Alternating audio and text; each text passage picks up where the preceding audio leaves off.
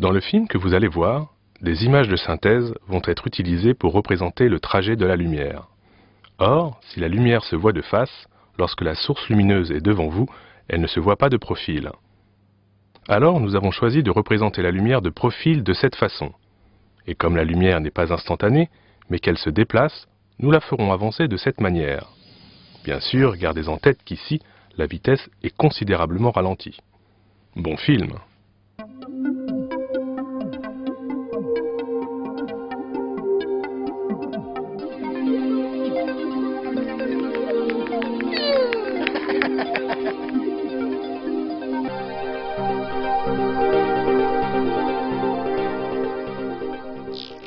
300 000 km par seconde, c'est la vitesse de la lumière. Plus exactement, 299 792 km et 458 mètres par seconde. Autrement dit, en une seconde, la lumière parcourt 299 792 km et 458 mètres. Il lui faut seulement 8 minutes et 13 secondes pour parvenir du Soleil jusqu'à nous. Un peu plus de 4 ans depuis Proxima du Centaure, l'étoile la plus proche du système solaire, et à peine 1 milliardième de seconde pour aller de l'écran que vous regardez jusqu'à vos yeux. 300 000 km par seconde, ça va très vite. Tellement vite que durant des milliers d'années, les hommes ont cru que la lumière était instantanée. Comment vous dire? Pour eux, elle ne se déplaçait pas. Il y en avait ou il n'y en avait pas. Un des premiers à avoir douté de l'instantanéité de la lumière, c'est Alhazen, un savant arabe du Xe siècle. Alhazen est un précurseur. Il est l'auteur du premier traité d'optique, un ouvrage dans lequel il décrit le phénomène de la réfraction et l'explique. Vous savez, quand on plonge un bâton dans l'eau, par exemple, eh bien, on a l'impression qu'il est cassé. Alhazen a une intuition. Il pense que la lumière a une vitesse de propagation. Hélas, il ne pourra rien prouver et sa géniale intuition ne restera qu'une intuition. En fait, c'est Galilée, au XVIIe siècle, qui le premier va tenter de mesurer la vitesse de propagation de la lumière. Galilée, vous le connaissez, c'est ce savant italien qui s'est illustré du haut de la tour de Pise en faisant des expériences sur la chute des corps. Galilée pense donc que la lumière a une vitesse finie. Et en savant scrupuleux, il est bien décidé à le prouver. Pour cela, il doit mesurer le temps que met la lumière pour parcourir une distance bien précise. Car c'est ça la vitesse, une distance sur une durée. Quand un véhicule roule à 50 km par heure, par exemple, eh bien cela signifie qu'à cette vitesse, il parcourt 50 km en 1 heure. Revenons à Galilée. Il est également persuadé que la lumière se propage très vite. Comment faire alors dans ces conditions pour la suivre sur un trajet déterminé avec un point de départ et un point d'arrivée et mesurer le temps qu'elle met pour effectuer ce trajet?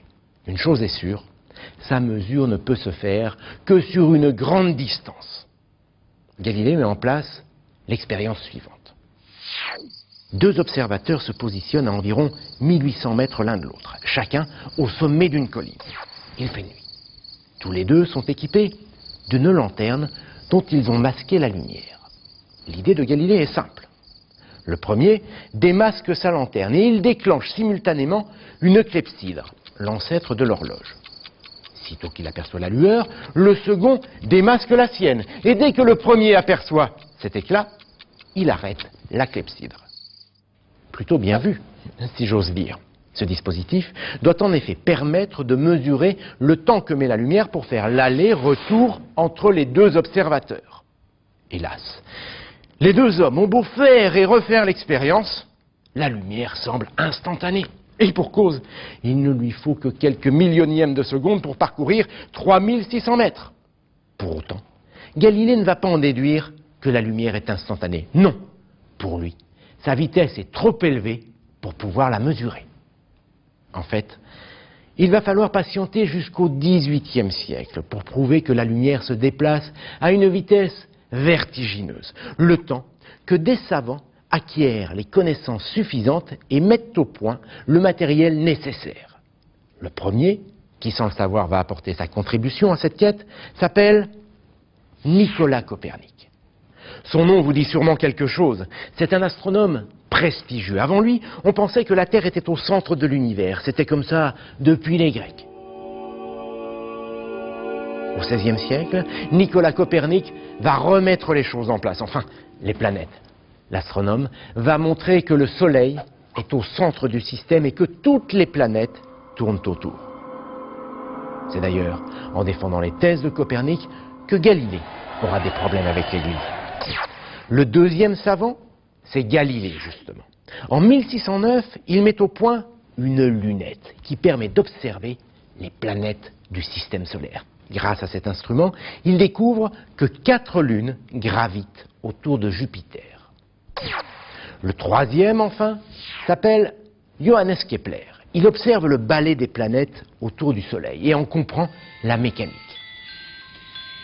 Grâce à ces travaux rassemblés dans les fameuses lois de Kepler, les astronomes peuvent dès lors savoir à tout moment où se trouvent les planètes les unes par rapport aux autres. Voilà, la boîte à outils est prête. La lumière va pouvoir livrer une partie de son mystère.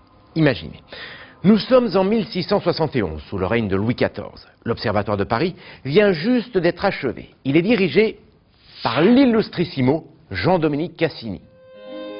À l'époque, c'est une personnalité très importante et très respectée en raison de ces tables, les fameuses tables de Cassini.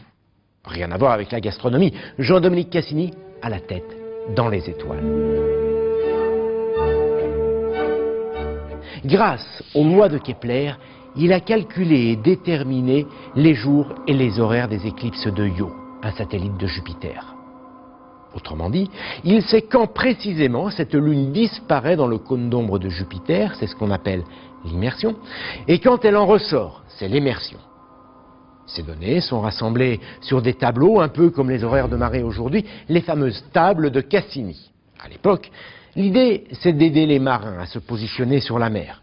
Ils n'ont pas le GPS, mais en comparant l'heure à laquelle ils voient apparaître ou disparaître le satellite de Jupiter et l'horaire qui figure sur les tables au jour J, horaire qui correspond à celui de Paris, eh bien, ils peuvent en principe déterminer la longitude à laquelle ils se trouvent.